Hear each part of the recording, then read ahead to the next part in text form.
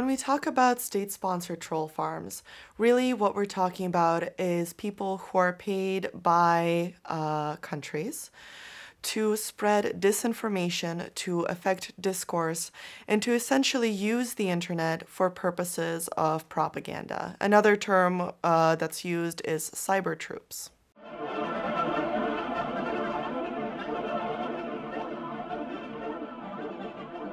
Some of the earliest farms that we know of started coming up in 2014. But as time goes on, we've seen more and more of them worldwide. So, for example, in 2017, the Oxford Internet Institute found 28 state-sponsored troll farms around the world. But in a follow-up report in 2018, we've seen a huge growth from 28 to 48 countries engaging in state-sponsored trolling. This means that this problem is getting bigger and bigger, and it also shows us that it's very likely effective.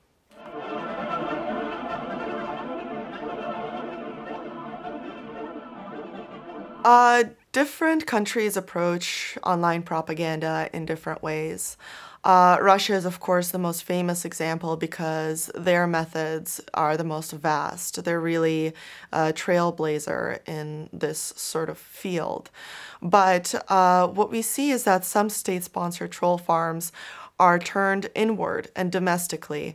Some try to influence opinion and spread propaganda more directly, while others are really trying to stoke anger either towards certain issues or certain ethnic groups, certain conflicts.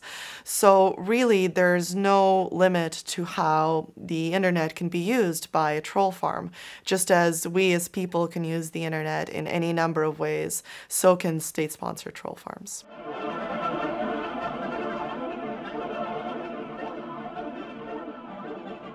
There's no simple answer about why we're talking about it so much, but I think the short answer is that it works. For example, we've seen early signs of Facebook activity influencing opinion in Myanmar towards Muslims, towards Rohingya Muslims in 2014. In 2015, we saw that Russians have tried to influence Ukrainian opinion after the revolution there. And in 2016 is really when the problem hit the fan. It's when the overseas state-sponsored troll farms came to the West. They came to democracies and tried to influence democratic outcomes. From there, after that campaign has been discovered, we've really realized that this has been going on globally, and not just on a local scale, but on an international scale. And so now our conversation is, why is it effective? How does it work? And what can we do to minimize the impact of these types of campaigns?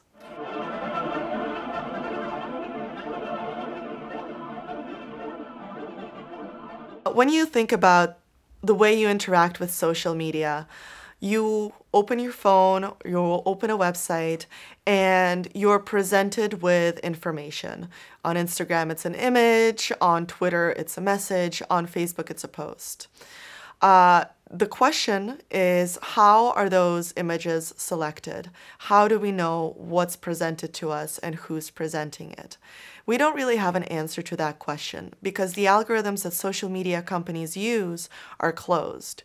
We know that they're tailored to our preferences, but we also know that these systems are not built for news. They're built for sharing baby photos or pictures of your dog. And so what we have is essentially the perfect storm for disinformation to spread. We don't know why something is put in front of us, but we generally react to things when they're put in front of us. And we are not very prone to investigating why we're seeing what we're seeing or whether the information is presented to us in an accurate way.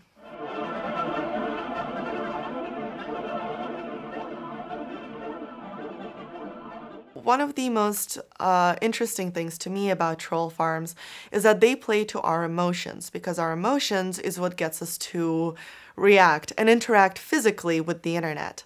So, for example, stroking anger is a lot more effective than presenting a dry report on the economy or the climate change, for example. And that's what makes them so effective, because when we see something that makes us angry, we want to shout at it, we want to argue with it, we want to engage with it in some way. And that's something that we as individuals do. Trolls understand that, and they use that same technique.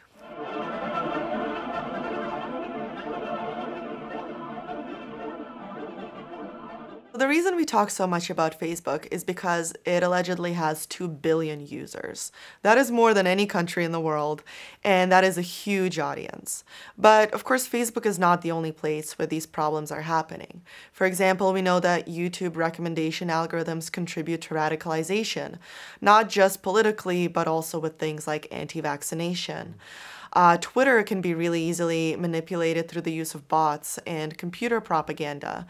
And channels like Instagram and Snapchat are very visual and are very difficult for researchers to, well, research, which means that some of those problems are difficult to track.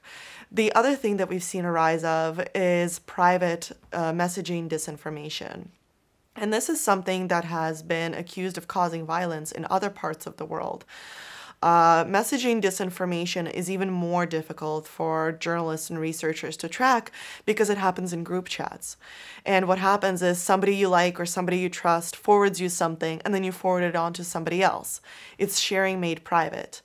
It's very difficult for us to understand the scale on which this is happening, because unless you're part of that group, you can't see it. And so the way the ecosystem works is there's a way that to threaten our information environment in new and exciting ways on every platform.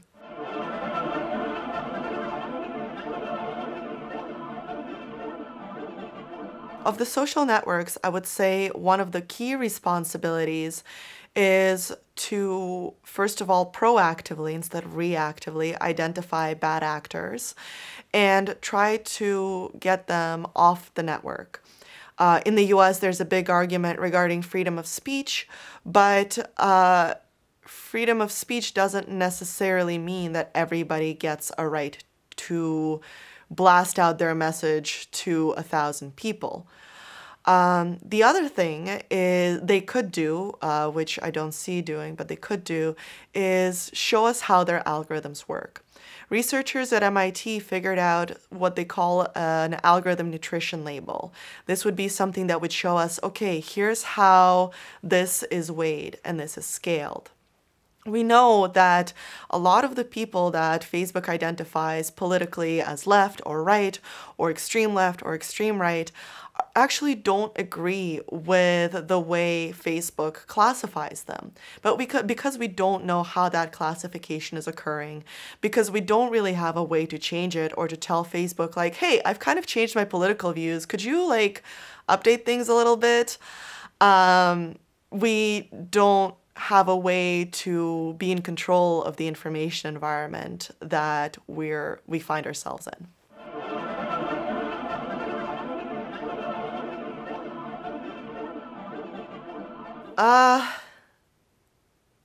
As much as there's negativity on the internet, whether through disinformation or through targeting vulnerable communities, it has also given people a voice, and it has given a lot of previously ignored communities a way to speak for themselves. I think that right now we're in a period of transition where we understand that something is wrong. We understand that this beast we've built needs a little bit of taming. And I think that if we take that really seriously, if regulators, tech companies, and individual users take that extremely seriously and close to heart, then yes, I'm optimistic. But if we ignore the problem and hope that it goes away, or if we decide that, no, this doesn't affect me, I'm smart, I don't fall for this sort of thing, then this problem will persist and it will affect the way our democracy functions.